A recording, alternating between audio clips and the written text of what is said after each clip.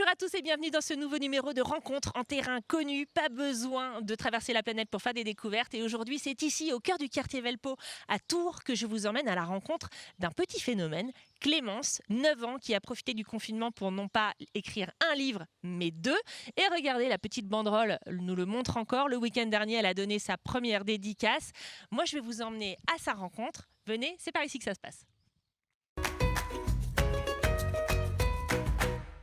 Bonjour Clémence, est-ce que je peux te déranger 5 minutes pendant que tu écris ? Bien sûr. Parce que j'imagine que tu travailles à ton prochain roman. On va parler tout de suite de cet événement du week-end dernier. C'était ta première rencontre avec ton public, ta première dédicace, et il y a plus de 50 personnes qui sont venues. C'est assez incroyable. Comment est-ce que tu l'as vécu, toi, cette journée ? Est-ce que tu peux répondre dans ton micro ? Je l'ai très bien vécu.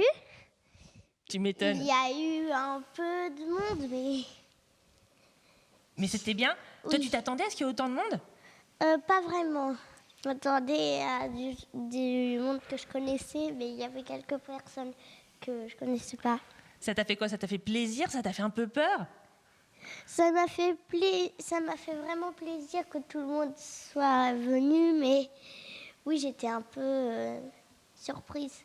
Alors, ces gens, ils étaient venus te rencontrer, bien sûr, mais pourquoi ? Avant tout, pour se faire dédicacer ça, ce sont tes 2 premiers romans, des livres que tu as écrits, toi, pendant le confinement. Ça veut dire que pendant que nous, on était sur notre canapé en train de regarder la télé et rien faire, toi, tu travaillais. Oui. Comment elle est venue, cette idée ? Et est-ce que c'était difficile pour toi d'écrire des livres ?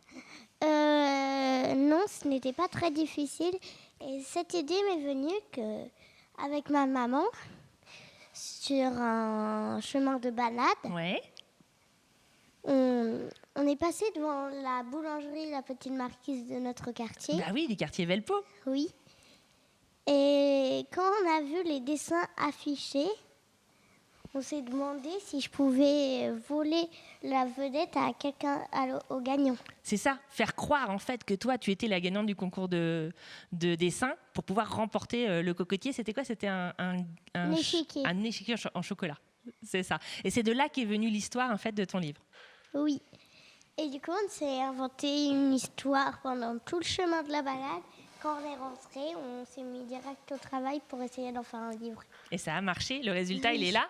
Aujourd'hui, il y a des grandes maisons d'édition qui s'intéressent à toi, qui se disent, tiens, peut-être que c'est un talent qu'on a repéré et qu'on pourrait faire rentrer dans notre maison d'édition. Tu sais qu'il y a des écrivains qui travaillent toute leur vie pour attirer l'attention des maisons d'édition. Et toi, pof, à 9 ans, en CM2 comme ça, tu attires ces gens-là. CE2 en plus, oh là là. Qu'est-ce que ça te fait ? Est-ce que toi, tu penses que tu veux devenir écrivain plus tard quand tu seras grande ou tu as envie de faire autre chose ? J'ai d'autres ambitions, mais oui. Par exemple, qu'est-ce que tu aimerais faire ?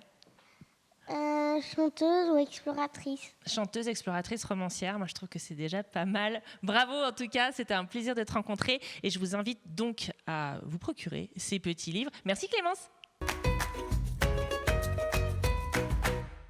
Et ben voilà une, vous l'avez compris qu'il y a de la suite dans les idées. On va la suivre, cette petite Clémence. Et puis si vous aussi vous voulez la suivre, rendez-vous sur sa page Facebook Clémence Pessoa. Elle est notamment en ce moment à la recherche d'un illustrateur pour ses prochaines aventures. Moi je vous donne rendez-vous très bientôt dans un nouveau numéro de Rencontres en terrain connu. Salut!